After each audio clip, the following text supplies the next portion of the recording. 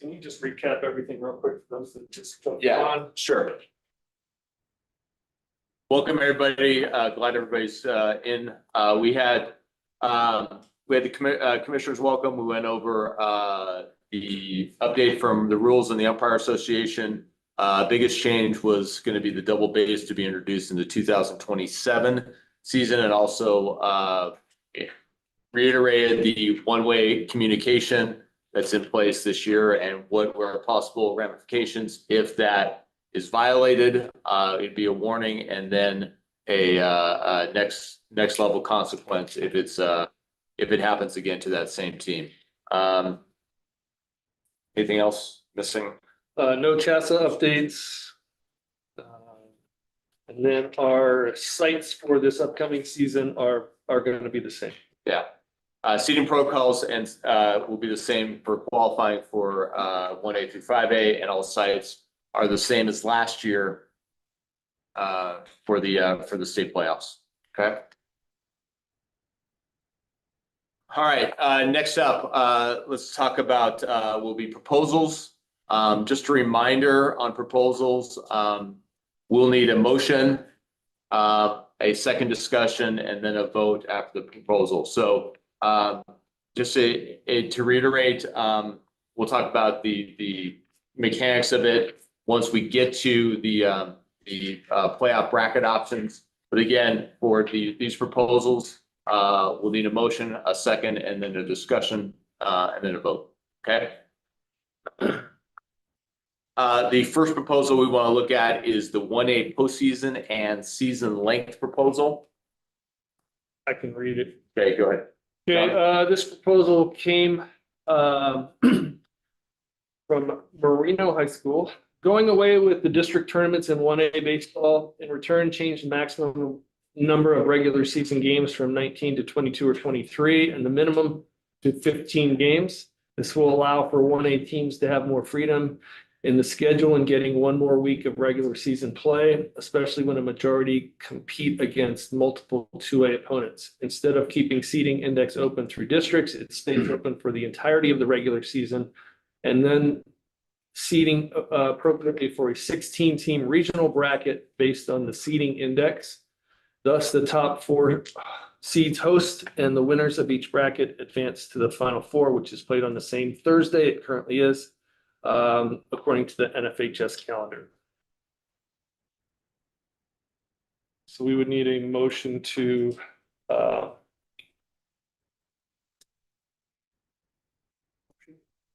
Motion, thank you. Second, thank you. Let's resume a discussion on this proposal. bring in Logan here. He's online. Logan, welcome. Go through the proposal and anything else you want to add with it.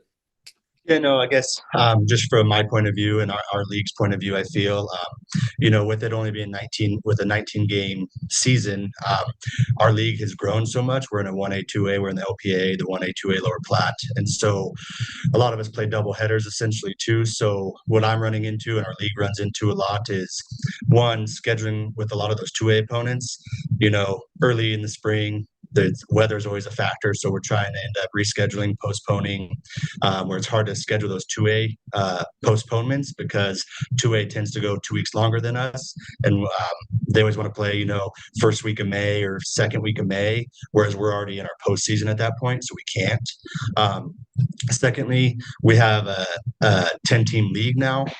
We had a few. Highland came into our league here last year, so we played double headers, and essentially I'm scheduling 18 games against my league, where I only have room to schedule one team outside of my league for RPI purposes, seeding index, and things like that.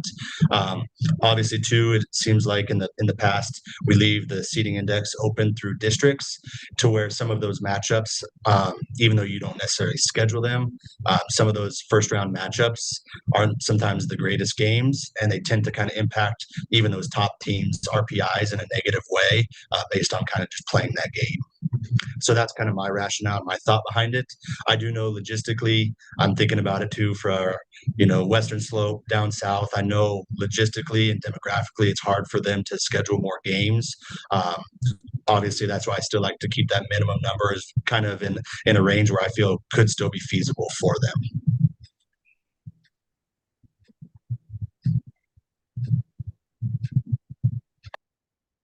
Any questions from the committee for Logan on this proposal? So what's the minimum right now? 11 or 12? I have to double check. Seconds here. I'm pretty sure it's 12. I think it's 12 as well. I know for some schools, it's still a challenge. 1A school is still a challenge. I don't know if 15 games minimum, I would think maybe 14. Be a more realistic number with only one more week added if you're playing, in essence, 2 games a week. And some schools still trying to get their kids off the track meets on Saturdays or stuff.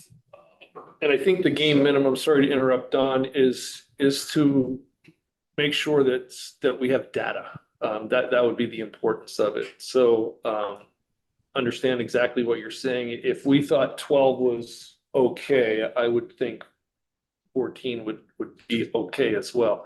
Most schools play 2 games a week, maybe 3. So that 14, I understand where that 15 number came, but 14 would make sense to me as well. Logan, what are your thoughts with that 14 number? Yeah, no, I agree. Like I said, in my proposal, even I know for a fact, like the Western Slope, that will be a difficult 22 or 23 would be very difficult for them to get over there, and I understand that. And so, like I said, I would be okay with a 14 game minimum, include as many people as we can, make it as feasible for everybody as we can. I just feel on our side of the state, kind of in our northeast corner right now, opening that up and giving us that opportunity to schedule more games would be very beneficial for a lot of the teams out this way. Hey, Logan, have you done any type of poll with the 37 1A schools? Yeah, we did last You have, is it? and Yeah, I've sent an email out to everybody, and pretty much got 4 replies back out of them, and everybody's in favor of it. This is something that Marino's been working on for a couple of years. And so I think they just kind of missed out on it last baseball committee, and for another 2 years. It's been talked about. This is pretty widely accepted across 1A. So I do know Levita responded, and Levita was a no. That was the only no that I saw so far. when did they respond? I didn't even. This morning or yesterday? Morning. This morning? Yeah. There you go. And I know from a 2A perspective, it does hamstring us in scheduling a lot of 1A teams because their district starts so early. And like Logan said, we're having to schedule them, early April, late March, and we're not able to play them in May and closer to the end of both of our seasons. So this would help us 2A scheduling as well. So I just know too, we've ran into it where we've honestly played 4 doubleheaders in 7 to 8 days, just trying to cram everybody in and get the 2A schools in our league that we have to play, obviously try and get them worked in based on weather. Or I catch myself, or a lot of us, we probably play in weather out here that we probably you'd like to reschedule and postpone, but you just probably can't. You kind of got to bite the bullet and do it then. So it's a player safety thing for me as well too, of we play in some weather that probably baseball should not be played in sometimes. Right now, the term max for everybody else is 23 games, right? Yeah. So if we're playing a week less, I don't know if 23 games max would be fair for 1A to do. I don't know if 21 would be more realistic if we're playing 1 week less, but if nobody, and the committee really cares, I'm not opposed to 22 games max at 1A. Yeah. I just want to be, in alignment with everybody else in the state as well. Yeah. Like in our district, we get 3 playoff games. So that would get us, I think that's kind of where the 22, 23 came from. If we went to the 19 and then we play the week of districts and we get 3 games, assuming you make it to the championship. I see this, especially with 1A, 2A league, that would make sense that they're on the same playing field with what they're doing. I do see an issue with, is this feasible for some of those other districts? Is that an equal playing field for those teams on the western slope that they mentioned with everybody else? I mean, it's one team playing 22, and if somebody can't get 14 games, Yeah, that's a huge discrepancy as far as going into the playoffs. Who's ready, who's not? Well, Sully, what does the data show? Are we having big discrepancies between like teams just at the minimum number of games and teams? There are some, but there is that pocket down in the south west. But there's some in Don's league as well that are teetering Right around that minimum. Their weather is hit or miss in that area too. And a lot of it is based on the year. This last year was kind of wet. So it was a little bit tricky. The hard part is the makeup. It's just because you just get you're so filled towards the end. Trying to make up a game is really difficult. Well, in the small, I mean, we don't start playing baseball until probably a week and a half after the season really starts, because we're still playing basketball. Sure. Same thing for For everybody's sake, their So, championship is also when state track is, so the season's done. yeah, so we're pushed up, so it's hard. I mean, and some of those schools that only play 11 or 12 games, they're making that choice to also go run track. Sure. Right? So, you know, to say, no, we shouldn't, you know, raise the limits because some choose to do that, that's their choice, right? They get an extra week, so I don't think raising it, the minimum 2 games is difficult for them. It could be difficult for some in the southwest part of the state if you do raise it. But there's always a discrepancy in 1A. Some schools are playing 12, 14. I think we schedule only 15 games. Just because we're playing basketball essentially for another week and a half. Just can't get it in. We play maybe 2-3 games before spring break. That's it. Is there any consideration for like impacting umpires or shortage of umpires or like domino effect that there could be less umpires available? I think we'd be okay, Ryan, because they are playing district games at that time, so we're just trying to replace those district games with regular season games. So, you know, I think that 2 or 3 number makes sense because that's what most schools will be playing in the district. I don't think it would be taxing on the umpires with that. So from the umpiring perspective, we have enough umpires to run the season. So at this point, umpires are only an issue in terms of playoff eligible umpires. If we're not worried about whether the umpire is playoff eligible or not, then we clearly have enough umpires. But once we start specifying playoff eligibility, which is something that John can waive, then we have a restricted pool of umpires to draw from.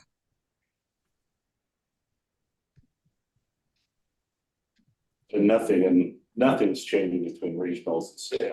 No, the bracket would be, well, let's, I mean, take that back. There is one change that I think should be discussed with this. The district, it was set up to create qualifiers very similar to 2A through 5A leagues. We would be removing the auto qualifier component from 1A baseball, so they can only qualify through the seeding and selection index.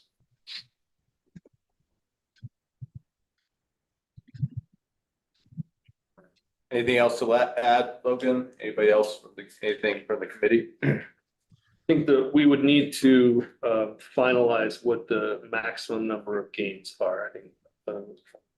Okay.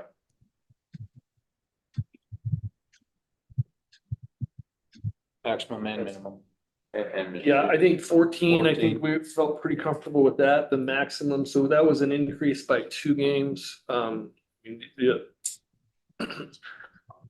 I would say we would either increase the maximum games from 19 to the same 2 games, or or a third game, because districts could also be 3 games as well. So 2 or 3 games, but we need to have a specific number so that schools know. Okay. What do you guys, 22. I think we would be fine with either number. Okay. We're looking for that week. yeah, the week's more important or more of a priority. So, okay, Or 22. okay. Good with 22. Okay, so the proposal then would be to go away from districts for 1A, change the maximum number of regular season games from 19 to 22. The minimum number of games to 14. And the rest of the proposal would stay the same as written. And this would, again, all the proposals that we're talking about today would be for the next cycle. So starting with the 27 baseball season, correct? 27 season. Okay. Does every 1A team make their district tournament? So every 1A team would play at least 1 game in that district tournament. Yeah. So that's just your minimum from 12 to some of their minimum may be got 1 extra game, actually got that 2 extra games, but hopefully you can do. All right, call to a vote for the 1A postseason and season length proposal. Can we hear all vote yes? Yes. Yes. Okay. Any no votes? Okay. 1A postseason and season length proposal will pass and will go to a vote at legislative council. That's part of the committee report. As part of the committee report, yes. Okay, you worked on this, Logan. Yeah, thank you, Logan. Thank you guys for your time. Chris Medina is on. Okay, next proposal to look at is the proposal from Tri Peaks for the progressive pitch count adjustment proposed by the Tri Peaks League, and I think Chris Medina is on. I'll turn it over to Chris to explain the proposal. John, would you like to at least read it first, and then we'll offer it to Chris? Let's have Chris, Okay. and then we can, Yeah. you can go with the motion after that. Perfect. if you go Yep. through it. So, Okay. yep, I should have let Logan do that. Okay, go ahead, Chris. Okay, thanks for having me here today. I'm here to speak on behalf of the Tri Peaks League. This proposal came out of our discussions that we had in baseball a little while back. Other names that are on the proposal for me were Marco Hans, our former president, Scott Kreitz, out of Buena Vista. And so basically what we're proposing here is just kind of a change to the current rules for the pitch count to be kind of more of a progressive model that we see in other states, whereby you gain the ability to pitch more pitches throughout a day with less amount of rest time, but starting from kind of a baseline with what we have with CHSAA here. So one of the big things that we were talking about when we looked at this is the 0 days of rest that currently exists in the system. We have a thing that's listed on there as like having this many pitches that require like 0 days of rest, but that doesn't really wind up being an actual thing as you start getting into the season and how things play out. So what we looked at was several other models across the country. Looked at New Mexico's model. We kind of went with New York's a little bit more so when we actually started putting this together. And the numbers that we put on here are, I believe, much in line with New York's, but as far as the committee would go, if you guys were wanting to look at like changing some of those numbers, like just around, a few pitches here or there, it's something that would be not opposed to having discussed. It's just kind of a new base for where to go ahead and begin this presentation. So the bulk of this is that at the start of the season, all pitching efforts require rest in order to get back on the thing because, or to get back on the mound, because we're in the early season, we're in the cold weather. It's the time when arms are just getting developed for the season. I know out here in Lamar, our coaches have us working, well before season and like in open gym kind of environments to just start getting arms built up for the stamina of the season. But as the season progresses, arms get in more and more better shape. And so we can allow for more pitching to go through. So the wording of the proposal that we actually have on here as far as changing is that in March, 1 to 45 pitches would require 1 day of rest. 46 to 75 would require 2 days. And then 76 to 85 and above would be 3 days of rest at that point in time. The proposal we have on here does actually kind of limit the early season pitching from the 110 number that we're kind of familiar with right now. But it does start to expand as we move into April and then May. So as you get into April, you start to look at that first category, the 1 to 45 pitches. What we would propose is that this actually requires kind of a true 0 days of rest, like where you can, start building relief pitchers. You can have pitchers that throw, much like you see in college ranks or in the MLB on a daily basis, where they come in for, we put 45 as the number, but to do like an inning or two of relief and then move on to the next part of it. And that would be rolling over from one day to the next where they'd be able to do those things. As you reach 46 to 65, then it requires rest again. You can see the numbers, they just kind of line out there. By the time we get to May, when arms are in peak stamina and the warmer weather is actually impacting the ability of us to play games, the numbers increase a little bit further. We still kind of keep those lower limits set where they are, so we don't expand past 45 pitches ever, not requiring a day of rest. But we get to the higher number of pitches, up to 115 is what we put on here. So as we go through and actually look at this, some of the rationale behind it was it does allow us to build the arms over the season. It allows for player availability, especially in some of the smaller schools and rural programs that we see in our leagues, where there's a lot of limited pitching depth. This allows more athletes availability across the entire week without really compromising their safety. And we're not really trying to reinvent a wheel here. We're building off of stuff that's already being done in other states. The pros obviously are, listed there in the proposal. Things like the availability of players, while maintaining safety standards for these athletes that are on the mound. And, still trying to keep us from having any of the ill effects that, not having pitch counts did way before we started putting these things back in the 90s, 80s, whenever we first started looking at pitch counts. Cons didn't come up with a whole lot of them. The one I can think of now that's not really listed on here is it does require coaches to be actively aware of what part of the season they're in, as defined by the dates that are on here. Are we in March? Are we in April? Are we in May? And keep track of, the number of pitches that they have there as it differs from one to the other. I'm aware that we see, people violate pitch count numbers now just because they don't completely understand the rules, and giving it 3 different seasons where they're trying to track different pitch numbers could be a little bit of an issue. But we thought it was something worth putting forward to go through and talk about for the entirety of the association, to just try to look at a different model to allow a little more flexibility with pitching. Okay. Thank you, Chris. We would need a motion to start. A motion. Tom, and a second. Second. Thank you. And discussion from the committee. Sorry, Thoughts? Vince, who was the second? Tyler. Okay, he's hiding. Thank you. Is there a problem with our current pitch count?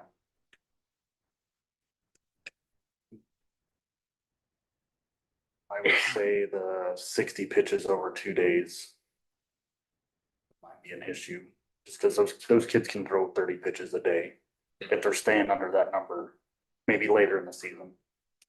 But I guess my question would be, so if they throw 40 on the next day, are they getting that whole 105 on the next day? Okay. That was a question I had on the proposal is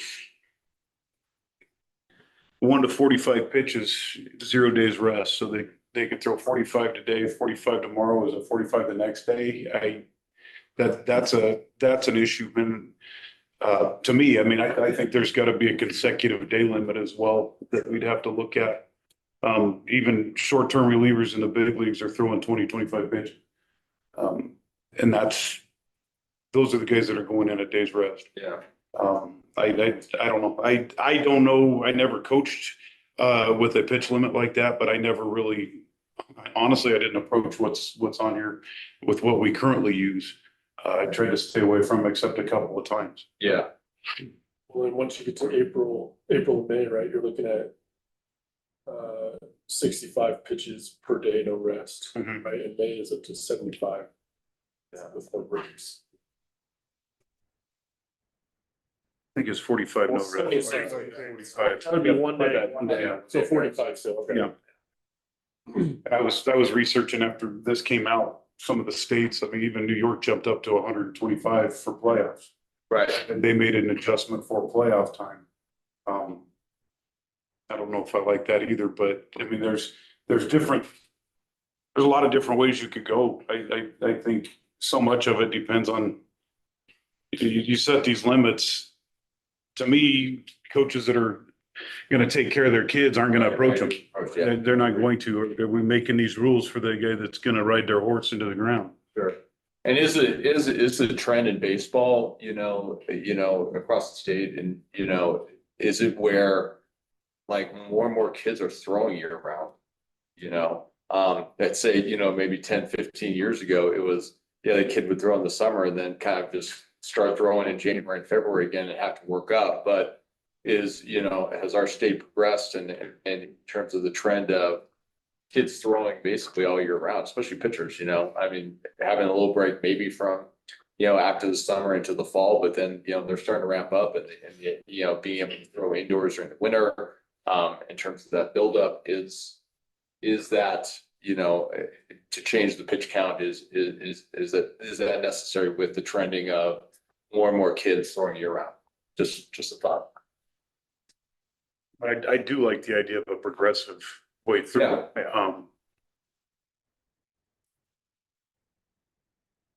I know there's a concern, at least from one of the small schools, because like our regular season ends end of April right now. Sure. Right, and we're playing our state championship games 2 weeks before everybody else is, maybe 3. And, limiting some of the smaller schools in their pitch count earlier in the season, whenever they get games in, is a concern to them.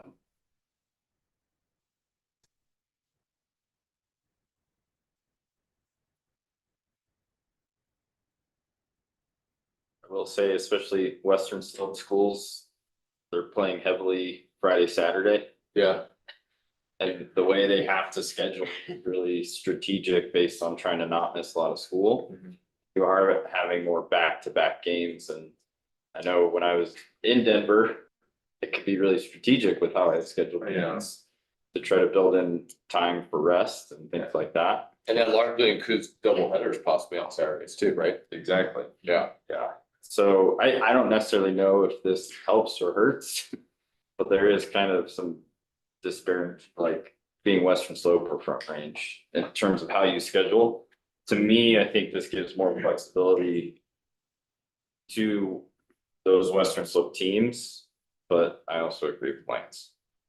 In terms of people. Somebody write that down. We have it in the minutes, Mr. McCorkle. Oh, yeah, I've got it in there. Taking advantage. It does cause you to develop more pitchers. I think that's what you get some teams who just want to ride 2 guys. Yeah. It forces you to develop more pitchers. Progressive part of it, I think it all looks good. I guess if I would have a concern, it would be the 0-day rest. Especially as you get like into May where you do maybe get some fatigue, tired arms without a limit there. You get into the state tournament, whether it's the first weekend, second weekend, you got a guy who can come in relief, throw 45 pitches, and then Halmering it come back the next day and have his throw a full game. So that's where I would think there had to be some parameters there. Or in the regular season, if you get those reschedules and you're playing Tuesday, Wednesday, Thursday, is it 45, and then 110, whatever. So, I mean, that would be on thing. The 45 at 0-day rest, maybe minimum of 1 time back-to-back, and then there has to be rest in there. That would just be the thought. We'll see if you're looking at it, leaving the what we currently have, the 1 to 35, is that right? Yes, sir. 0 days rest.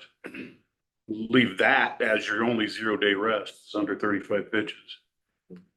And then look at the other progression in there. But even 35 may be a lot if you do. I mean, And I think, Lance, you came up with a good point on terms of like, a lot of our coaches kind of know the health and are gonna protect, I'd say, our pitchers, especially early in the season. I think there's a little bit of a trust level with our coaches in terms of understanding the health of the pitchers and their limits early in the season. So, I mean, I think that's part of that of where coaches are gonna, you want to believe and I believe that they're acting in the best interest of kids in terms of protecting their health as much as possible, especially early in the season. And every kid's different. Yeah, for sure. And I think part of the reason that we have the consecutive day limits is also because a pitcher could be doing a full bullpen both days, right? So getting that full process. So it's not just those pitches. And the zero days is basically like a bullpen session, right? It's 25, 30 pitches, Yeah, I struggle with putting rules in place for the few people that don't know that will break the rules or stress kids. Most good baseball coaches are gonna know their kids, know how many they can throw. A lot of kids will pitch and then go play outfield and they're throwing full speed, Yeah. they're gunning at the home plate, stuff like that. So I understand we need pitch counts. We didn't used to have pitch counts. I like this progressive formula, like you said. I just don't know about the, 0 to 45. I don't know if it's just a number. Yeah. It's just a number. And there's some kids that won't even get close to that. And so I don't know. I kind of support it. It looks like New York's been using it and hasn't caused them any problems, but New York's different than here, obviously. But yeah. Is there any states that like max them out over the 2 days besides our, what was it, 65? I don't doubt. Just like, So I don't know either way. would imagine there's somebody that has 115 over the 2 days or something. Yeah. For another Possibly.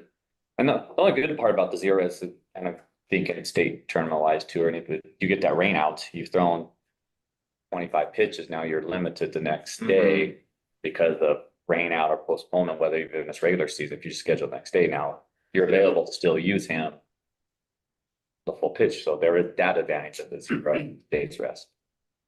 Still be cautious. I mean, a kid that throws 25 pitches in a game, I'm gonna be nervous sending him out there and saying, all right, you got 110 today because I mean, he threw yesterday. I mean, like it or not, whether it was a number, you still gotta know your kids. Hey, guys, could I add something? Is this Bill? This is Bill, yeah, with the Hi, Dugout Bill. Club. How are you Yeah. guys? Good. Hey, Bill. sorry I got on late. It's interesting because now that I'm not a high school coach anymore, but I'm a college coach, and I see a lot of things that are just, really kind of striking to me and so forth. Number one, I really, and we've talked about this at the national level at the convention, the ABCA convention with the high school guys. The progressive plan, I think is good. I think it is necessary. A totally different situation with the high school guys versus the college and pro guys. I mean, our college pitchers are 5-6 days rest in between, and we don't even throw them that long. And I know, towards the end of the season, we will extend them and so forth. But what I'm seeing a lot on the high school level, when I'm looking at pitchers, if I'm scouting or recruiting pitchers, and this is early in the season, this is before we even get to spring break or before we even get to the 1st of April, is coaches will, and some of these are pretty good coaches, they'll extend kids. They'll go 105, 108, 109, 110, whatever. And then they'll come right back. And of course, it's 3 days rest, not 4, not 5. And they'll come right back out and start, 4 days later, whatever. And then you're seeing 105 again. And that's, that's a problem that I see. And granted, yes, they might go out and play a position. Hopefully they're going out and they're DHing or playing first base. But yeah, like Lance said, they could be playing, making a long throw from the outfield or whatever. I see that as one of the biggest problems is the amount of rest time, and I guess that could pertain to the 0 days as well, but more so the large number of pitches with only 3 days rest. And again, a lot of these kids are throwing year round, which is a problem. It really is. I mean, we tell our college guys when they go off in the summertime, we basically tell them, and we've got our number one guy we've got shut down right now because he went too much this summer in North Carolina. These kids are throwing year round almost. The rest time is really not there as much as it needs to be. And, you know, no offense, but a lot of these, you know, summer coaches, they don't care. You know, they just want to put them out there. And the kid wants to get, you know, he wants to get seen. But really, when it comes down to the health of these kids' arms, that's what you have to look at, is the amount of time they're going, and rest time. Rest time is key. And I think it's our job as coaches. We've been talking about this since this pitch count thing came along. Is it is our job as coaches to develop pitchers. And I hate the argument of saying, well, you know, I'm a high school. This guy's not a pitcher. What do you mean he's not a pitcher? He's 15 years old. He's a freshman. Develop him. Okay, that's our job. So that's my take. Thank you, Bill.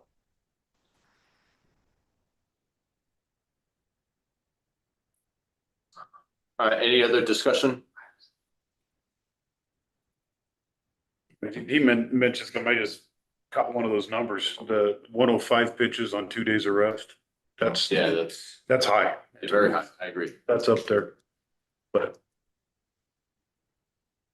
Yeah, that's, you know, I do like the idea of extending it a little bit in the playoff or toward the end from, I mean, whether that's 115 or 125, I don't know.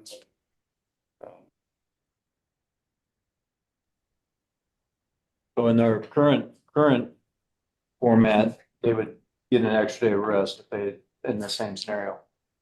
If they threw 110 pitches, they would have to have 3 days rest. This would move it to 2 days rest. Well, this is 105, Right. but I mean, if they go over 105, they gotta have 3, which I'm like Bill, I don't think 3's enough. I think a 4-day rest is. That would be in May. yeah. Yeah, but I mean, as it sits right now, we do 110 at 3 days rest. Right. Right. Is it Chris? Chris, is that?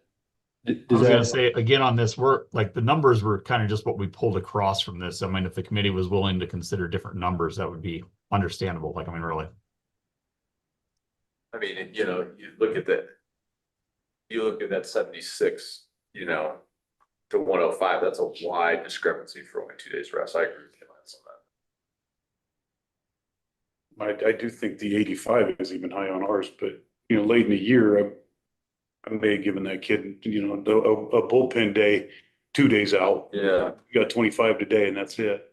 But then what are you gonna do 2 days after that when you need him to start? But, and I think there's a lot of variables too. I mean, I'm gonna treat my pitching staff a lot different than a 1A, 2A school's going to. I mean, our kids they're not running track on a weekend. They're not playing basketball 2 weeks into the season. I think there's a lot of different variables do we have to have a formula that works all the way across? Probably.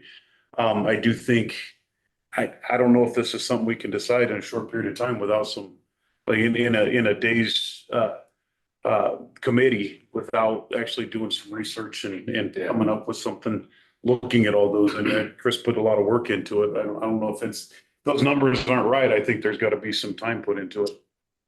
I really like the idea of the progressive, but I come back to what Tom said with, it's just a number. To me, it's just a calendar date. I mean, you look, okay, it's March 31st and this is my date. Well, pitch April 2nd, I got a whole new set of rules. You know, what really changed in those couple of days where the calendar changed, you know? So to me, I think that you're going to get coaches that are going to try to work that a little bit too. Like, well, you pitched in April, now it's May. Well, April was yesterday, you know, so I think that might change. And there's season Flakes. Yeah. There's a simplicity in what we have right now, right? It's consistent, everybody knows what it is, it's from month to month, and I think most coaches are going to take care of their kids, whether it's March or whether it's May. Right. Chris, did you look at this at all with our current numbers, pitch count numbers, a progressive with that by chance? Sorry, my audio was kind of cutting out there for a second. What'd you say?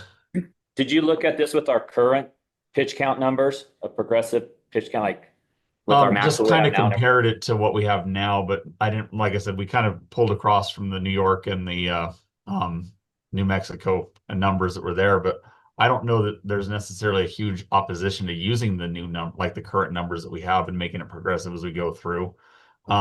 like I said, I get kind of what the committee's talking about, the worry about some of those bigger numbers with the 2 days. If we were to adjust those down, that would be something we could consider, I think. I think if you, what we have now, that's your endpoint, and how do you Yeah. bring some type of progressive? Everybody likes the numbers and rest that we have now. So I think, just looking at some stuff, there's concerns about the consecutive days. We have a consecutive day model right now. If there are concerns about throwing 45 one day and 115 the next day, I would suggest that we build in something for consecutive days, whatever that limit is, followed by X amount of rest. And looking at the numbers here, I feel like the committee is kind of in favor of a progressive approach. But looking at the numbers, if we look at March, I haven't heard any issues with the way it's structured for March. If we look at April, I guess what jumps out to me again is the 2 days rest, throwing 66 to 95 pitches. If that changed from 66 to 85, that would be similar to our current model. Okay, so then 3 days rest would be 86 to 105. Okay, our top end would be a little bit less. If we looked at May, then looking at 2 day rest, again, that seemed to be where the issue was. And I'm just putting a number in relative to our current model. If we went 76 to 90 instead of 105 for 2 days rest, and then 3 days rest would be 91 to 115. Would that be something that people would be more supportive of? Still don't have an answer for the consecutive day. That's something, just in terms of putting new numbers out there, would that be something that people would feel more comfortable with? You have to see it written out. You just said. Yeah. Yes, and keep discussing the consecutive, all right, we're behind this. I think in March, I'd like to see a little bit more than 85 pitches, though. Well, I think again, I agree with you, because what if you have that kid that's been throwing, I mean, there's guys, Mount Vista's got the indoor place. You guys probably all have 3 indoor places. We've got snow on the ground until May. But to have that ability to, I mean, why cut it at 85 early? I mean, if the kid's ready to throw, he's ready to throw. And taking it, I mean, is 110 a magic number at any point in time? There are kids that don't throw much at all and they blow their elbow out. I agree with you 100%. I was gonna say that we have kids that are, like Benny said, they come in ready to go and they're ready to throw more, but there's people that don't. I understand that's why they have the number. There's people that aren't, but as a coach, you should know that and make that adjustment. Not everyone will. That's the problem. But I mean, even as a small school, we get our pitchers start throwing January. Yeah. We're getting in the gym twice a week and right after basketball practice, if you know your pitcher, go. Right. So you can easily add about 40 and work them up, and by the time the season's ready to start, our kids are ready to throw about 100 pitches. So. We also lack pitchers in small school. You're gonna limit the number of pitches that we can throw. Things get really ugly really quick after number 2. Right. Yeah. After number 3. Guys, could I add something real quick? And the comment was just made, and I'm so happy I heard this, but there seems to be a problem, especially more with the smaller schools, with the basketball player who happens to be a pitcher. And, yes, they're in their season, and yes, the 1As go, the 3As go as late as everybody else, which even more so, because they're still at the round of 32 when everybody else, the bigger schools, are at the round of 8. And that was the thing I always had a problem with. But the bigger problem is, and no offense, but the basketball coach that will not allow that kid to, no, you can't, get your arm ready. It's basketball only. And that's a problem. It really is. And I mean, that pitcher needs to start getting his throwing in during the basketball season. And I would hope that, coaches are on the same page. Coach Wright and I were years ago back in Mitchell, were on the same page with that. When I was at St. Mary's, it was not a problem. But, you know, there's some guys that get pretty anal about it. But the kid needs to throw. He really needs to throw. If it's right after basketball practice, so be it.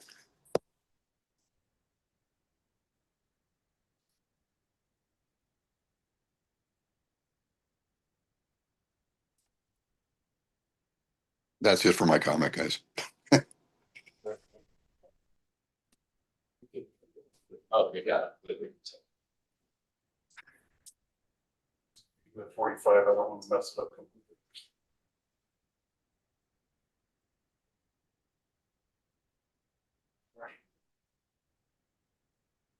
You read their team.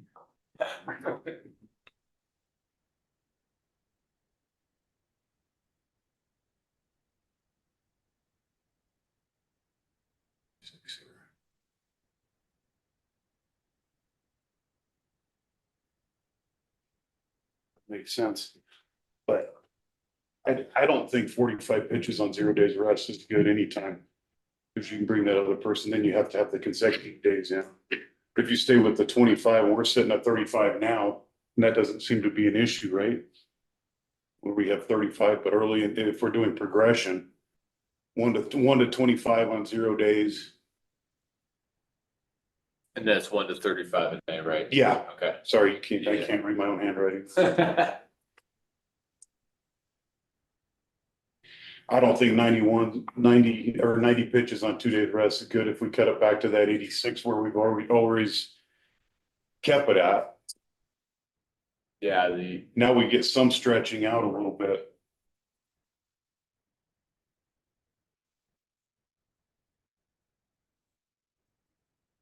So I can throw 90 pitches on a Tuesday, come back on Friday and throw 115.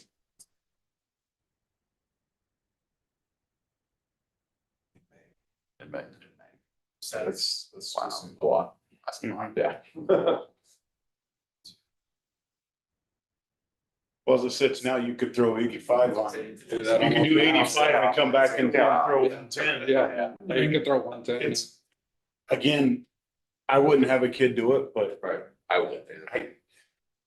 You know, I think it's, you know, I don't think coaches do utilize that, but there are times when you're late in the season, late in the playoffs. And I know pro and college is different, but they do it even at the big league level. For a guy to come back on 3 days rest and pitch a couple innings. It's the last throw of the season. And I understand we're protecting kids' arms, but it is currently, you know, it's only a 5 pitches more. Yeah.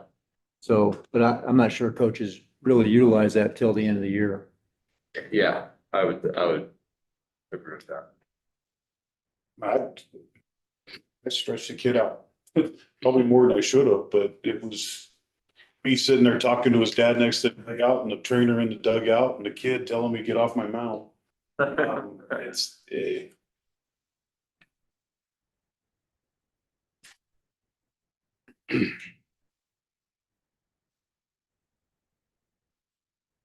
Are we trying to come up with something today, or are we going to think about this? Work on this a little bit more?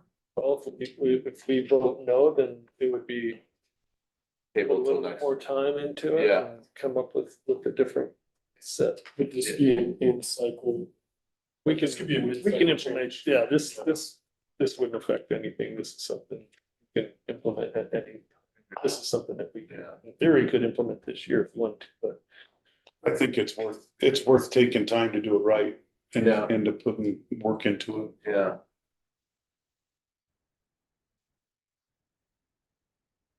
So as the way it's Yeah. currently written, we would need to kind of vote on that. Yeah. So why don't we, are we ready to take a vote on with the way it's currently written? So if we take the vote, it doesn't pass, we would bring it back next September, potentially. Potentially, yes. Different numbers. Yeah. And maybe a little more research, a little bit more. Maybe looking at other state associations. In terms of their pitch counts. So you could, If we bring it back next September and it passes in January, can it go into effect for next baseball season? Yeah. I So, think one thing we could also do, if we bring this back is maybe have a couple a couple models as well. And just, approve the idea, hey, yeah, we want a progressive pitch count, and then this is what we're looking at, but this one seems to fit state of Colorado's needs more than anything else. It's the beauty of moving this meeting up a little bit too. I think that's probably the smart thing to do is because we won't lose anything if we come back with another proposal in September, we can still implement it if we get. Yeah. I'd like to talk to some of our coaches in our league and see what they think Yeah. about it and stuff like that. Okay. They didn't give us much feedback on this yet. but- Yeah. Okay. All right, why don't we call this to a vote? All those in favor of this progressive pitch count proposal? All those for a no vote? Okay, And we'll put in the minutes that it's something we. yeah. So this was, so the progressive pitch count is a no, a vote of no, but we will put, in the minutes that this will be discussed at a later date for possible future implementation. Okay. Got Chris, that. thank you for your time and diligence with this. We appreciate it. I think we're on the right track to something. Yeah.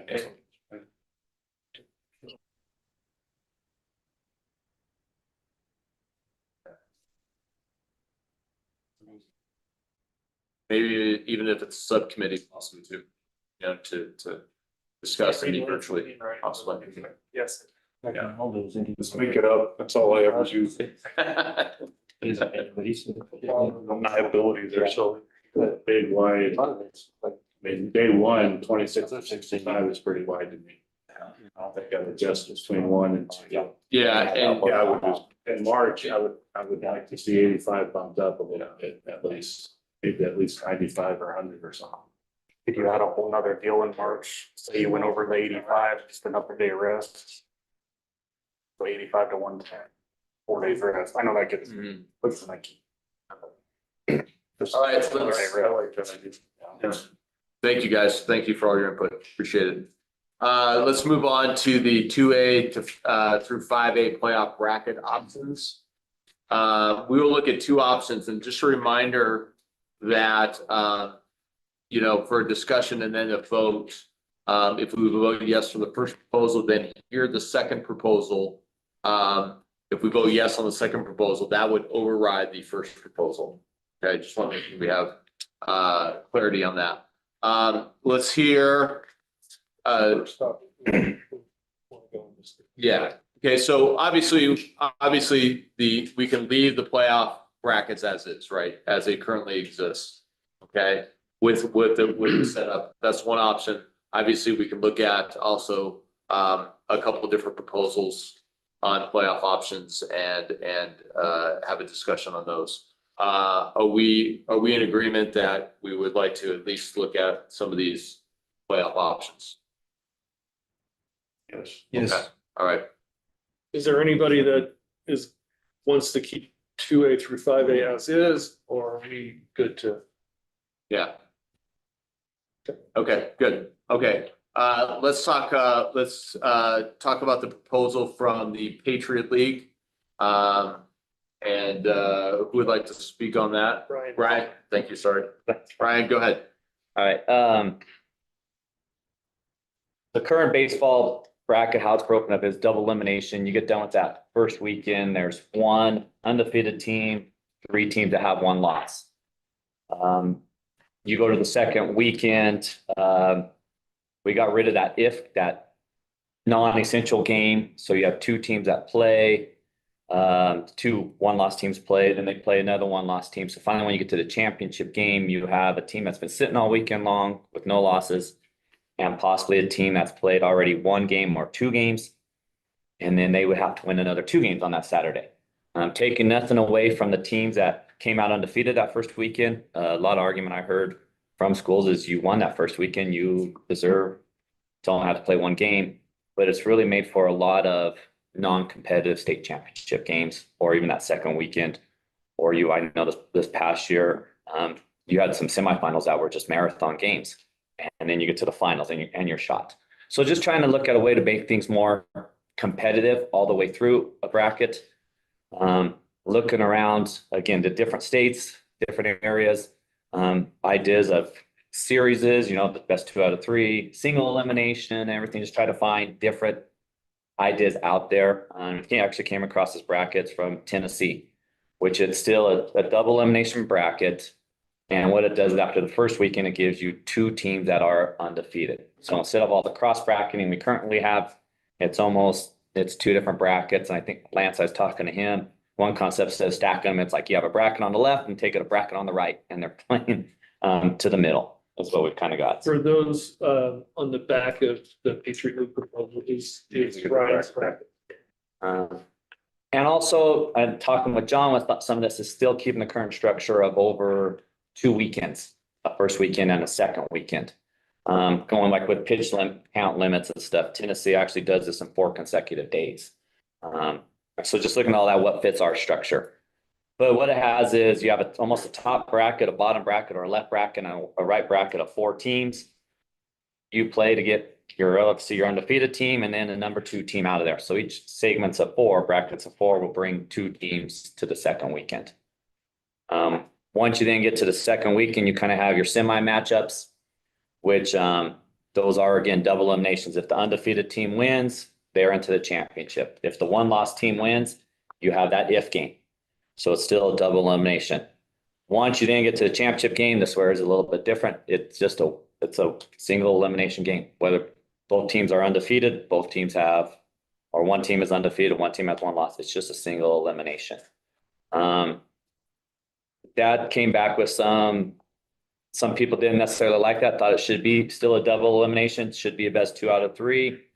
I mean, if you go 2 out of 3, you're playing a lot of games and all kinds of stuff. And my only real argument is we do it in volleyball. We go from a double to a single. Sure. So it's out there. And again, this is what works for Tennessee. So that's kind of what I just kind of followed. So you use that first game, you're out. No, if you lose game 1, That's that's the bottom half to you go like game 5. One's there to 5. Okay. Yeah. Makes sense. So like game 5 and game 3, there's kind of be a line in there. Like I said, it would have made more sense if you. it's a true double elimination From the with 4 teams. Yeah. Okay. And then you have a separate 4 teams that are doing their own true double elimination. The winners of those particular double elimination tournaments are playing. When you're like 2 out of 3. And to be a 3-game set, Yeah. 3-game set with whoever comes through, win 1 loss or no losses. And this was too, when you get to the second weekend, do you want 4 teams in the second weekend? Do you want 2 teams in the second weekend? So it's again, trying to match our current structure of how we do stuff. That's came up with this bracket. So if the undefeated team comes in playing a 1-loss team in championship, just like in volleyball, Just one this one game, game. the champ is, winners of that game is champ. So, and then get into that championship game. You're gonna you could have 2 teams that have already played once a weekend, talking about pitchers and stuff. Or you could have a team who's played 1 game and another team's played 2 games. But it's still not that first game against a third game type of pitching depleting of one group. Yeah. I'm a little bit close. It makes that undefeated team, like I think those coaches do a lot more strategy with pitching that second weekend too. You just can't sit on your number 1 all the way through.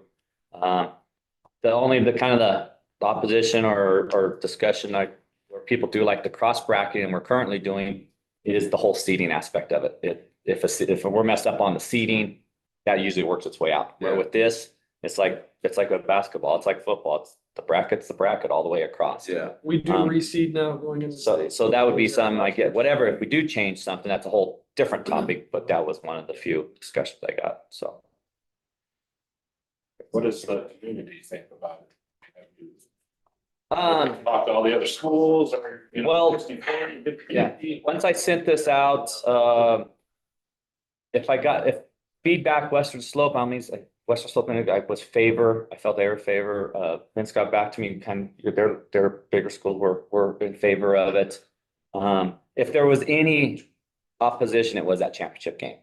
It was, what do we do? Because it's a single game. That was the only opposition I heard, but a lot of people, I didn't hear too many arguments against doing it till you have like 2 undefeated teams come to the second. I'll chime in on you saying, well, if we do it in volleyball, volleyball's not played in 3-game sets usually. I mean, baseball is a pitching staff, and that's what we've moved to as a state with the double elimination tournament. That's why I proposed the one with the double elimination at the end, where you have a 3-game set or possible 3 or best of 3 set to end it. So that's why I don't think you can compare volleyball to baseball the way it's done. And so why don't we, since we're kind of comparing these two brackets, Brian, you spoke on your proposal. Lance, why don't you just go ahead and talk about? Mine's very similar. I mean, I actually took his and Dylan's, and I just added the 3-game set at the end.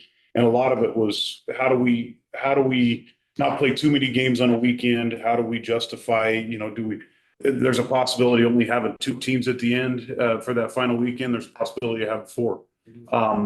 But it's a true double elimination. And if you, and it's basically 2 double elimination brackets, and you finish it up on the Friday of the second week if you have to. That's that what if game. And if you roll through your 4-game bracket or your 14 bracket and you go into the championship weekend undefeated, well, good for you. If you didn't and you got to fight, saw it with Cheyenne Mountain last year. They rolled through the first 3 games and made the championship game, that final one, with probably a kid that's never pitched all year, because they had already played 3 games and Golden had played 1. And it was exciting, but there's ways kids or teams can do that with having to play that game and then finding a way to play 2 or 3 more. And to me, if you're at that level, you should be able to play 4 games in a weekend. Yeah. My team can't do it right now. Yeah.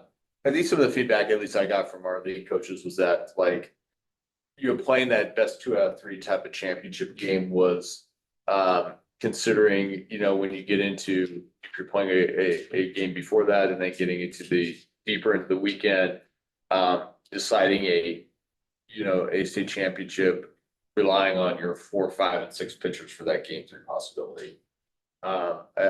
They seem to be a little bit hesitant on that, and had some concerns on that. So. It's no different than what it is right now, though. Yeah. Yeah, sure. Well, if you get upset as the undefeated team, right, then whoever's coming through that bottom now is trying to do the same thing. But that's not. We sure if that's some of the problems I experienced. The bracket we had before the current one, I never really minded it. I mean, so what that's your benefit as the undefeated team there to play a game that doesn't mean anything. You could throw your horse and go in undefeated, or you can decide, well, shoot, I'm going to throw my 4. I mean, I never had a problem with that one personally, but the one we have currently, I thought was the worst bracket I'd ever seen. Yeah. Well, I do think you brought it definitely on the right track with having 2 pools, basically of 4 and 2 basically, separate brackets, with a pool of 4 and a pool of 4, similar to what World Series done, since what other states do. So I definitely think we're on the right track with that for sure. It's just the particulars at the end of the term. I agree. I think both of these proposals are better than what we are currently doing. And I agree with Lance. What we had before wasn't broken really, in my opinion. And I think it is a little bit broken right now. We tried to propose something last year and it got denied or whatever, but I like both these proposals. I think they'd both be advantageous, either one of them. Here's the other thing about accounting for also extra innings too, which when you have 2 evenly matched teams, and go through state brackets, I mean, that depletes some pitching as well, So how's this align with softball? Can you just remind me? Not even close. Regionals are different for softball, so it's not even close. Softball single elimination. The 16 teams. Yeah. Right, correct. 2 days as well instead of 2 weekends. So very different. I think looking at these, obviously the biggest difference is the 1 game versus the best of 3. The other difference is just the scheduling component. The Patriot League model would send 4 teams to that second weekend, and the Pikes Peak model would send 2 4 teams that second weekend. The true semifinal game for the for the Patriot League model would be Friday. A potential semifinal game could be that first weekend in the Pikes Peak Mall. I do think baseball is a sport of series, it's a compilation of your whole team versus a one game or take all. At every level, there's usually a series that determines a winner in baseball. Not just one game unless it's to get in the playoff type situation, but so I do like that aspect of the. I would say on the Patriot, if you're gonna run into the same issue you're talking about with the 3-game set of if there is a what if on one side and not on the other side, somebody's depleted in pitchers over the other side. Whether that's their number one or whoever that may be, when you hit a 3-game set, now you're looking at who's the deepest, and I mean. That should be rewarded. That should be rewarded. There's a lot of times Cherry Creek's won it because they had the deeper pitching staff. Isn't that the same with the other model though? One team could be playing an if game and the other wouldn't. Yeah, that's what I say. You're running the same problem either one. Yeah, At least when you have a 3-game set, you have teams balancing or battling with a pitching staff, not a couple of horses. That's if you got to the 3-game set, is there a way to get to that second weekend with just those two teams? Not without playing a 5th game. And that's too many, that's a, You'd have to remove the if game. You'd have to remove the if game, and then you'll hear it. I got punished for not winning or not losing the game the first 3 games, and I lost one. Awesome. Yeah, that's. so going back, that's the problem I always ran into, is trying to keep our 2 weekends and not going over 4 games Right, sure. per weekend. So whether you go the 3-game series or you go the winner take all, it's still a possibility of having 2 to 4 teams. So to keep the 4 and 4 games. I just think at our level, the 4 games might be a stretch. Like you might get to that 4th game and it might be pretty brutal, both sides, even if a team has a good staff. So The current model, you play 4 games in a weekend to get there anyway. yeah, you can the first week. At least seen that. Yeah. But even that second weekend, you've seen where if you lost the second round, I mean, you won your first game on Friday, you beat the person who was in like semis or whatever, so they won that, then you're now on Saturday, you have to win 2 more games to win. And again, it's just trying to make competitiveness. It's not about I do like Something like the 2 pools coming together. we had it this year, Flat Valley. Democrat had a great battle in the semis, right? And then you get to the finals and. Yeah. Yeah, that was for us, just kind of knowing we have a small chance of winning the next games. Yeah. We're putting everything into getting there. Yeah. Right, and that's what we did, and it paid off for our goal. It paid off, but you'd like that, what we're seeing in semifinals, that's what we want to see, and finals, I think, stuff, so just. Either model works, and I'm glad, I told Lance I'm so glad somebody else proposed this, because we've lost in the semifinal, in the finals 4 years in a row, so I'm not complaining about it. It's just being around the state tournament so much anymore, and just seeing how it's just get that second weekend, and it's not competitive, and it's at the end of the year, a lot of people aren't paying attention anyway. It's we would just want competitiveness. So if somebody threw us out there in our league, what if you get to those final 2 teams and go to the next weekend and extend it? We really want to keep it within these 2 weeks, and we're going after that Memorial Day. Adding another week to the season. I don't know what implications that has for coaches' pay and things like that. Would there be a possibility of Thursday for the what if games? On a second. I've noticed maybe during the week. We can set up the schedule how we want, but how does that change? It's more travel. It's an extra day that somebody might spend the night. Less pitching, that's potentially 2, right? Having double headers allows you to stretch a pitcher across 1 day, 2 games.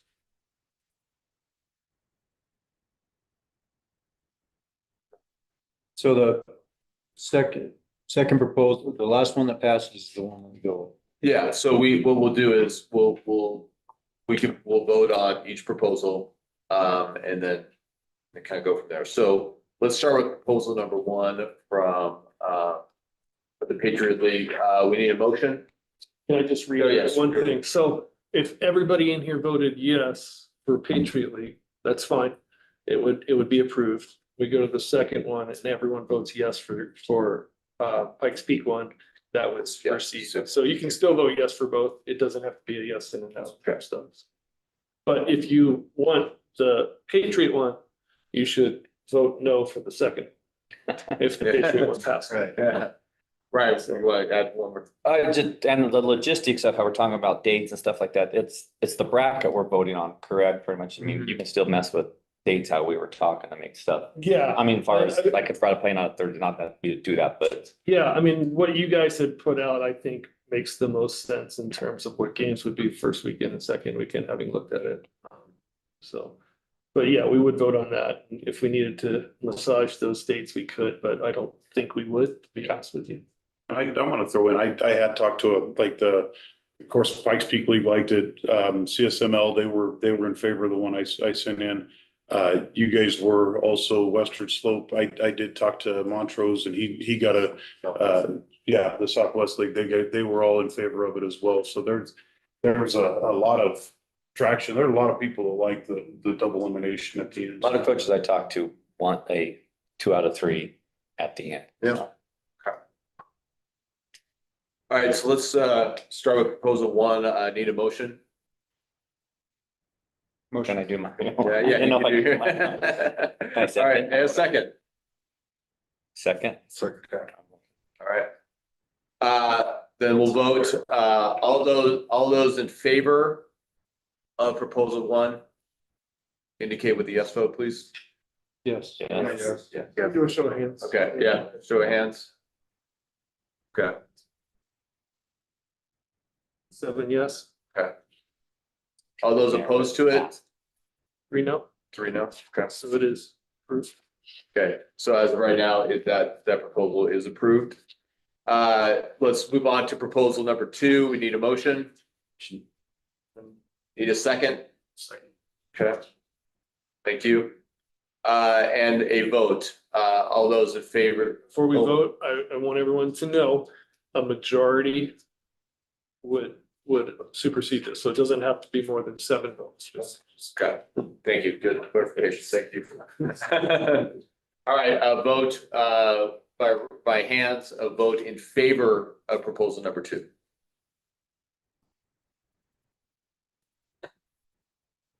No, that's okay. And one opposed, is that correct? Okay.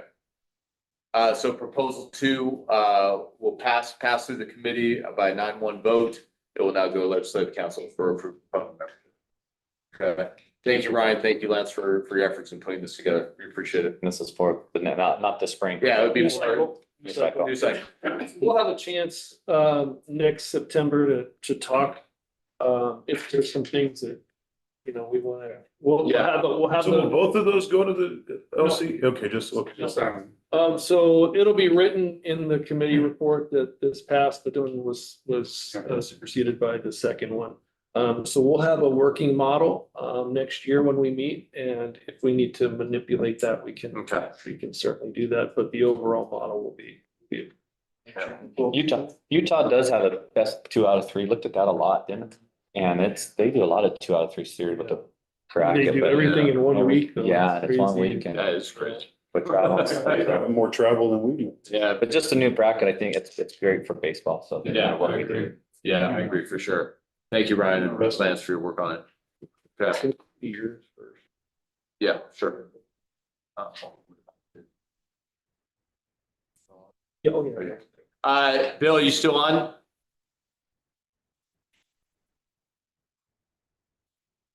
Bill, you Yep. still on? Yes, I am. Hey, Bill, we'll turn it over to you for some dugout club updates, okay? Okay, yeah, real quick, guys, and again, thanks for inviting me and so forth.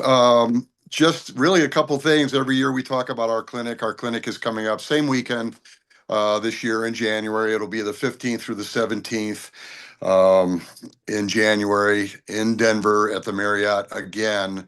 Once again, we have a wonderful lineup of speakers, pro guys, college coaches, and some of our high school people. And it's over 3 days. We will have our Hall of Fame ceremonies on Saturday afternoon after the clinic concludes. So we're looking forward to that. And I think the main thing every year is just simply, and we really, I mean, Mike bombards these guys with texts and emails and everything. And it's really just a matter of trying to get, and if the coaches can't attend for whatever reason, we do start Thursday night and we do go through the day on Friday. And I know a lot of our coaches are not teachers and so forth, but I mean, really the big thing is just joining the association. I mean, for $25, it's probably one of the better deals you'll find. And the things that we do for the programs and the coaches, the postseason stuff, the awards, the top 50 games, the program awards at $500 or $1,000 a piece. All of these things are such a benefit. And, you know, to not join the group, and really we represent, you know, the high schools. And so that's the main thing, is just getting guys to remember. A lot of times guys will just forget to do it. So I guess, you know, we also reach out to the athletic directors to encourage their coaches, especially the new coaches, and there's so much turnover, you know, to join the association. And the clinic, I can't remember. I think it's $75. But once again, it's really worthwhile if they can do that. So our numbers are good. They're okay, but they can always be better. So, you know, that's the main thing is, you know, coming on board and being a member, because when you're a member, then you know, you qualify for all the cool things that we do for the kids and everything. So all the awards, fields of the year, assistant coach of the year, all of that stuff. So, but that's it, and we're looking forward to it. We're in the process of finalizing our speakers, and once again, we'll have a great lineup of people. And John, just before I forget, we have you on Friday morning at 10:30. I know last year I forgot to remind you, but if you can put that on your calendar, that would be great. What was that date again? January 15th through the 17th.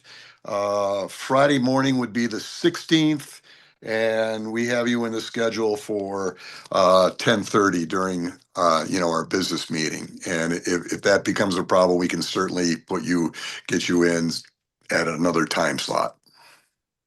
I will run it by my boss to see if he lets me out of the building, but I think it should be okay. Great. Okay. Once again, thanks, guys. Anything to bring up to Bill? Okay. Thanks, Bill, for joining us. We appreciate it. You bet. Thank you. Okay, moving on to some discussion items. One of the discussions items I wanted to bring up to this committee was about the end of the regular season date. We've run into, I've heard from some coaches and athletic directors about the end of the season being on a Tuesday. And with that comes the possibility of the quick turnaround of playing regionals on Friday. In terms of travel, in terms of pitching, in terms of, I think it brings forward a number of issues. Baseball, I believe, is maybe the only sport to end on a weekday.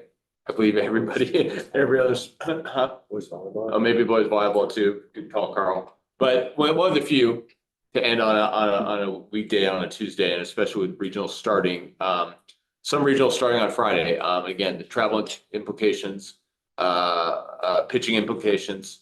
Just want to get the thoughts of the committee on possibly with the next cycle moving the end date to a Saturday, and then and maybe that even precludes not having to play regionals on Friday. So so thoughts from the committee on maybe a move to end the regular season on a different date.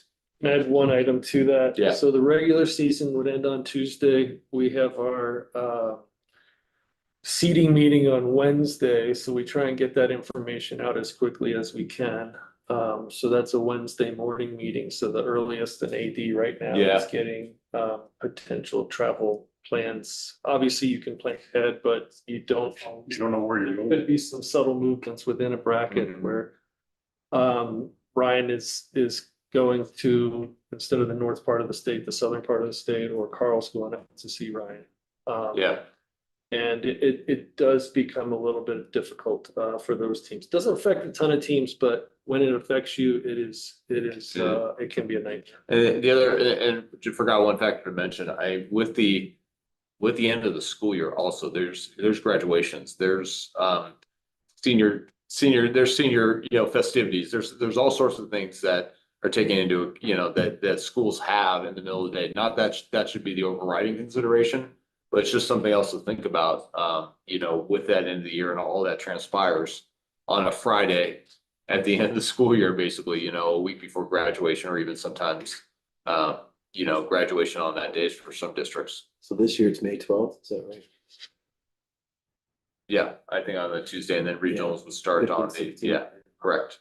I would say not opposed, but the only issue we ran into, I think, a couple of years ago was weather, trying to finish games That Friday. So that's with our weather. I mean, I know I'm not the only one that deals with bad weather, but generally in the P-PAC, and you guys are in the same boat. We get those storms come through.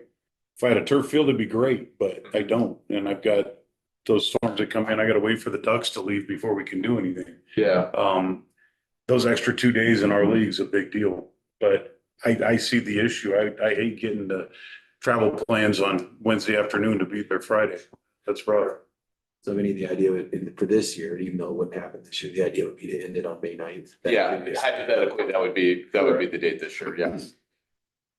So and Vince mentioned it earlier, we don't always know who the regional hosts are going to be. So there are some, and we have, because of umpire availability, had some regionals play on Friday instead of the default day, which is Saturday. So if a team plays on a Tuesday, they aren't going to know what region they're in. They may throw somebody who's obviously not going to be available. I did send messages out on Max Preps to be aware, but that game's important. You're going to throw your dude, and it is what it is. But sure, understand both sides of the argument, and I don't know if there's probably not a middle ground, but maybe ending on Monday.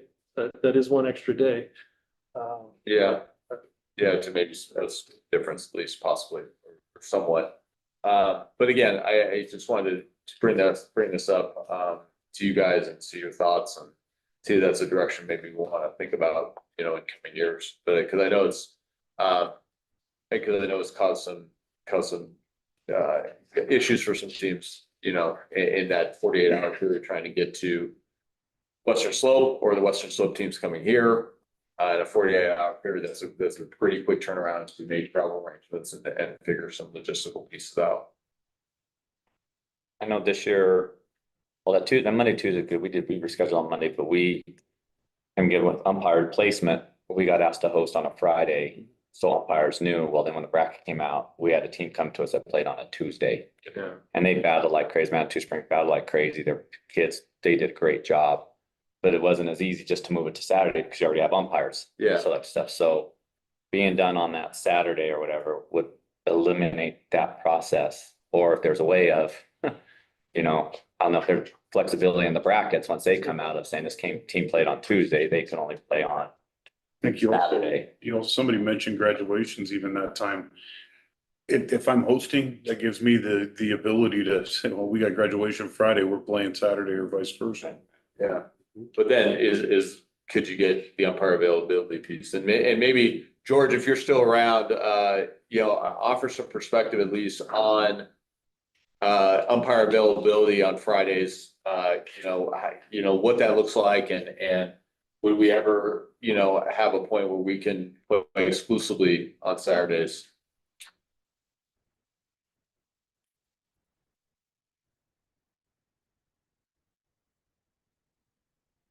Might not be on. Taking his nap. Yeah, it's all good. All right. Well, again, I wanted to get at least his perspective possibility, but yeah. So I think there's some drawbacks to it, but also some advantages to ending the regular season on a different date. What has to happen for that to take place? I think a league would have to propose it, right? Actually, that's something we can. Oh, we can. Okay, sure. Okay. So like for perspective, has it always been on this Tuesday, or how long back How long going back has it been on this Tuesday? way before me. Yeah. Long time. Yeah, it's been, Yeah, I remember I used to get that. Yeah. One year we went to Delta 2 years in a row.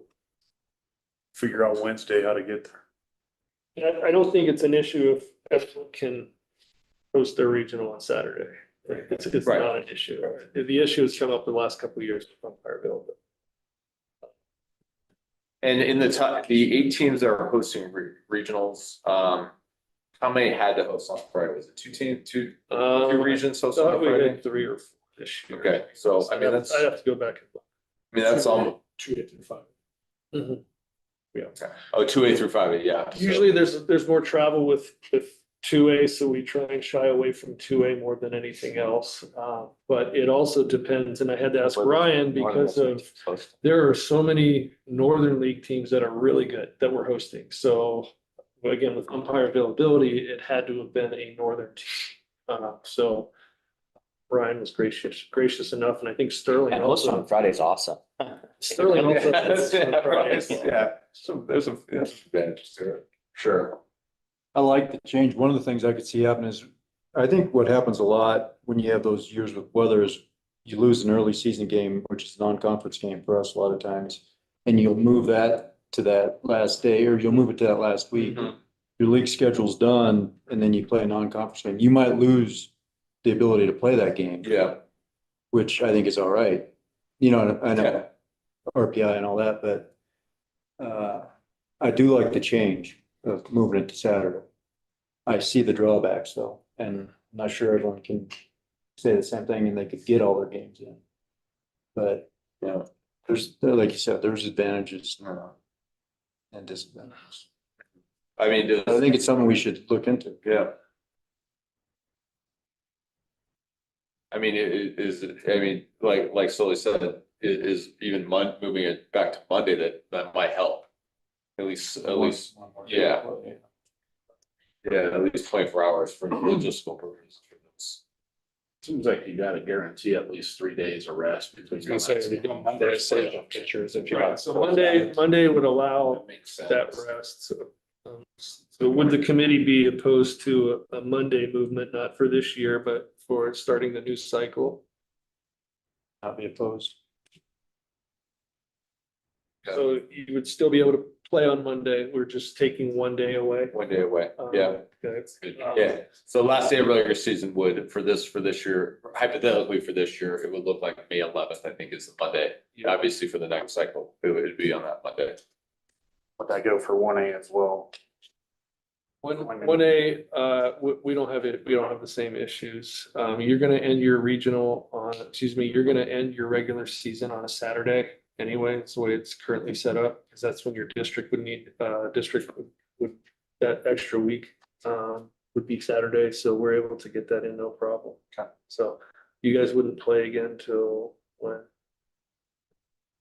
I can't remember. It's Saturday. Yeah, the following week. Could 1A also jump in and on Monday of the regional week?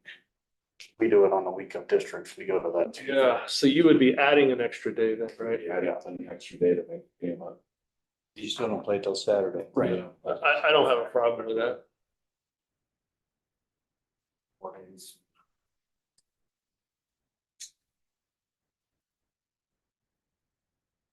When does the index come out? Or which one are we always waiting on, Max Preps? Yeah. Well, we are able to control that now. So Ryan's able to take care of that. This is a separate discussion. I don't know if RPI is gonna be around by the next cycle anyway. So we're in good shape with what we need number wise.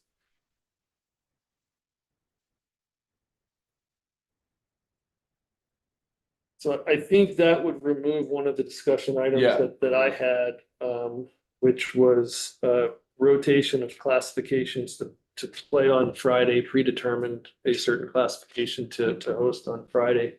I'm gonna just strike that from. Okay. Yep.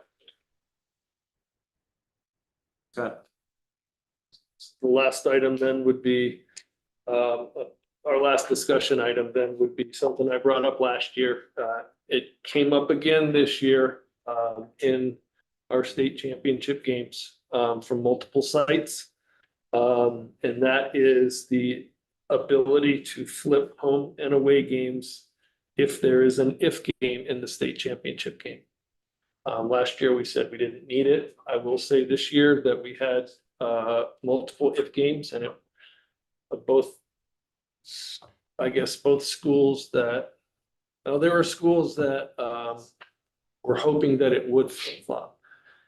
From my perspective, to keep things as equitable as possible, I would hate for somebody to come back and say, well, we had to be the home team twice, we had to be the visitor twice, and I would rather it be an even playing field where if we had an if game that both teams had the same opportunity to either end with net bat or start with a net bat.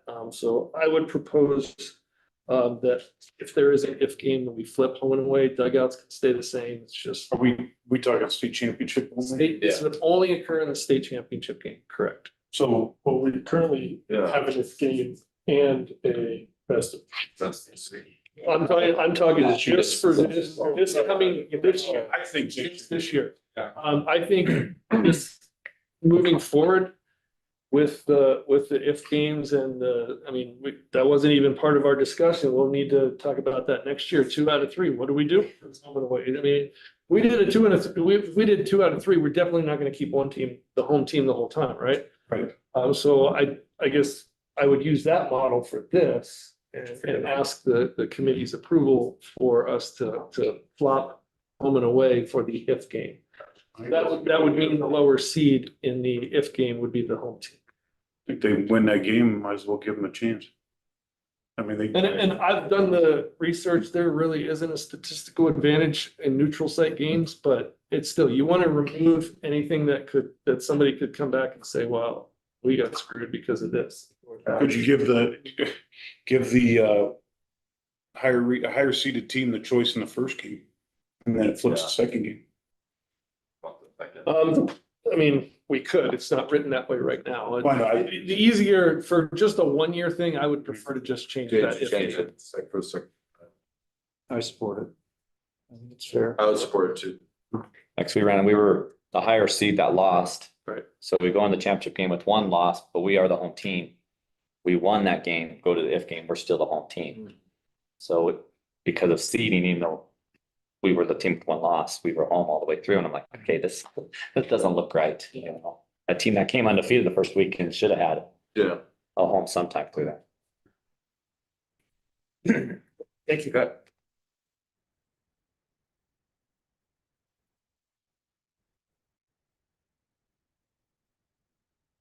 Let's tackle that now.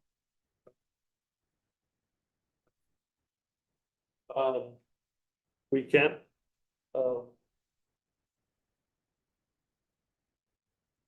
Yeah, we can. Yeah. So in the best of 3 series, we'll just bring up that proposal here. It would be the higher seed, right? And then, First one, then you swap. right, And then point toss in a game 3 if you need to. or not higher seed. Get the higher seed to get some higher. Yeah. So high, Lower, high, low, game high. 3 maybe. Okay. Yeah.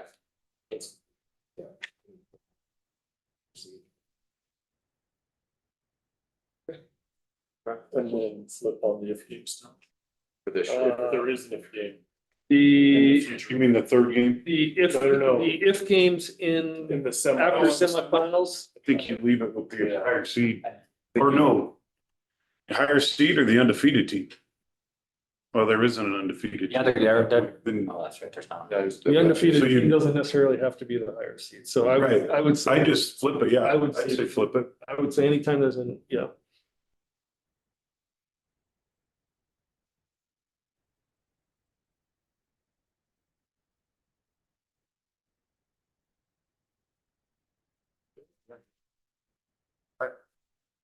I'd like to thank Tom Brisky and Darren Mitchell. We have a term that's expiring. We obviously really appreciate your time, commitment, dedication to this committee. And you'll still be on the committee through the rest of the school year, but really from all of us, thank you for your contributions. Thank you. Yeah, I had one more thing before. yep. End of the year when it comes to championship seasons, and the sites, if any of you would like to be involved with that, Lance is, helped, with 4A stuff, please let me know. Would love to get more of our committee involved with that, if you're not coaching in it, Tyler. But would love to have you there and just kind of help out and do whatever, and, yeah, so just want to throw that out there if you'd like to be around. I know it's end of the school year and you might be done. Yeah. You get a hot dog out of it. Yeah. Possible hot Come dog. on, food. Might be stale bun, but yes. Food always is a great enticement, right? Okay. Yeah, I have, so I might get it. So this committee meeting is adjourned, and again, thank you all for your time, dedication, and thoughts surrounding some good ideas, and I've got some tangible things and items on this committee. So obviously, those items we voted on will be voted on again at legislative council by the membership. And again, appreciate you guys all. Thank you. Thanks, Vinny. Yep. Thanks, Tyler. Are we still live? Yep, let me close out.